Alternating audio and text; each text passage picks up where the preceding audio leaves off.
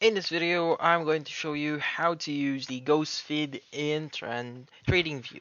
So the first thing that you want to do here is just go to tradingview.com and log in into your account. Once you've done that, go to any asset or stock that you want to view the chart for, but for this example, we have Netflix. So for you to use the ghost feed, you need to locate it here at the left side of your screen. So just above the icon uh, section, you'll be able to see it's not actually ghost fade by default. It's gonna be the long position icon here. So if you just right click on it, you'll be able to see different options available to you.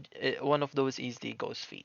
So just click on ghost feed, and from here you could add your ghost feed. So for example, to start adding your ghost feed, start at one point and just click on it and click to another point to add another, and click to another point, and another point.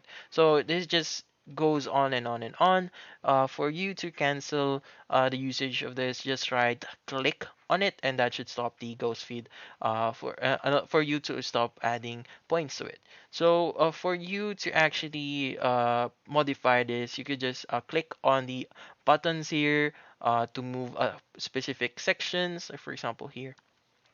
And if you want to modify your ghost feed, you can just click on the settings button here, and you can change input style, coordinates, and visibility. So hopefully this video was able to help you. Like and subscribe if you found this video helpful.